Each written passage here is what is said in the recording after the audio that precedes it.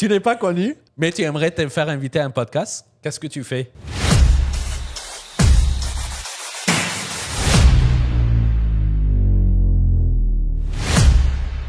Est-ce que tu pourrais nous en dire plus, Naila? Absolument.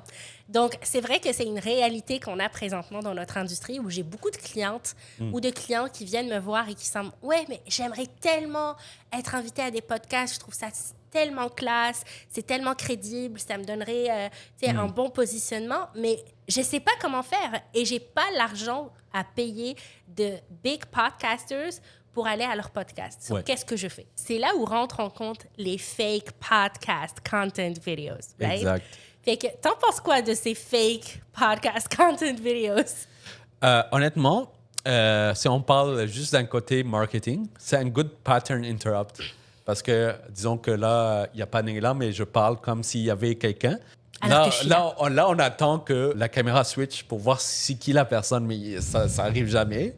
Mais c'est comme un bon pattern interrupt. Et toi, qu'est-ce que tu en penses? Moi, je pense que toute une question de stratégie. Okay?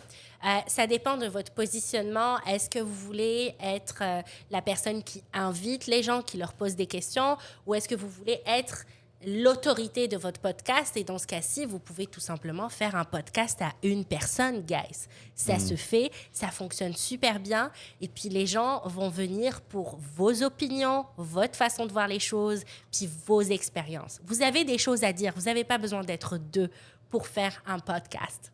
Absolument. Fait que c'est ça que je dis à mes clientes, c'est que vous avez une voix qui est propre à vous. Exact. Vous pouvez l'utiliser sur les réseaux parce que at the end of the day, on voit tellement de contenu en ligne et tellement de fake podcast videos que l'authenticité est perdue parce que les gens veulent faire genre. Ouais. C'est, je suis invitée à un podcast.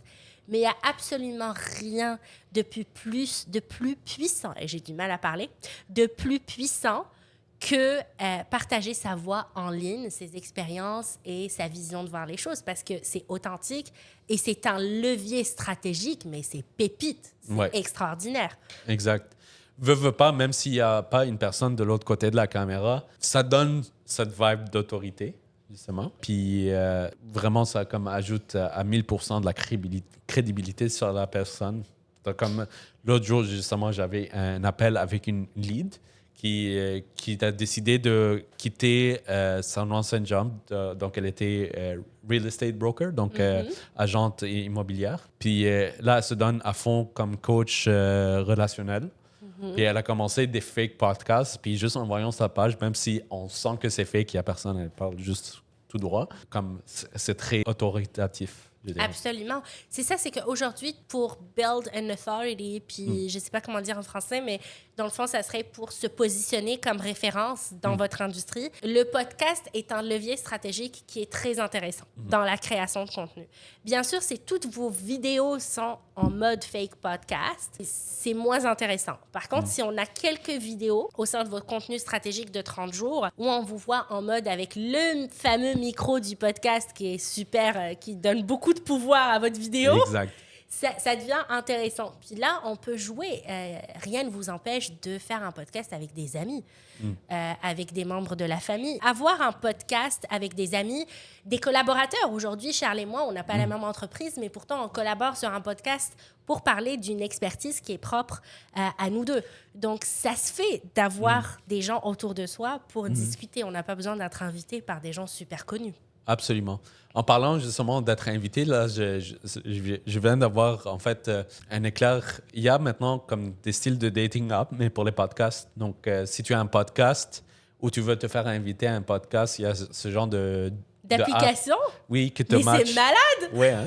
Il faudrait qu'on l'essaye un jour. Là. Je pense que ça pourrait être vraiment cool. Mais oui, absolument. Peut-être que je pourrais positionner Speak Up Studio dans ces applis aussi. Ça pourrait être oui, ça serait super nice. Ouais. Puis c'est ça, c'est que beaucoup de personnes se déplacent pour faire du réseautage, pour aller à des soirées, à des galas, etc. Puis l'exemple que j'avais donné dans le podcast avec Kelly, c'était que quand on rencontre une nouvelle personne puis qu'on échange nos coordonnées, rien ne nous empêche de faire une story avec. Ça s'applique aussi au podcast. Rien n'empêche d'appeler la personne et dire « Tu sais quoi, j'ai adoré ta vibe. Tu sais, on a la même vision sur tel sujet. Viens, on en parle. » C'est ça. Puis ça fait un podcast. C'est qu'on n'a pas besoin d'être connu on n'a pas besoin d'inviter des gens connus pour faire un podcast. Ça serait un peu la morale de l'histoire. Absolument.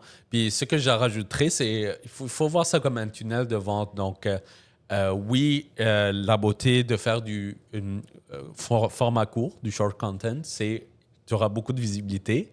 On est un peu comme... Ça booste notre ego. On a fait 2000 vues, 3000 vues, 10 000 vues sur le short. Mais il faut se dire que le podcast ne va pas avoir autant de visibilité. Mais c'est OK parce que ça va être vraiment tes clients les plus faithful qui vont consommer ce contenu-là. Puis encore une fois, le plus que le client te voit, le plus qu'il consomme ton contenu, éventuellement, il va acheter de toi. Absolument. Puis si je peux rajouter, c'est qu'un podcast, c'est aussi une technique dans la création de contenu où un seul podcast peut vous créer beaucoup de vidéos que vous allez pouvoir partager sur les réseaux sociaux.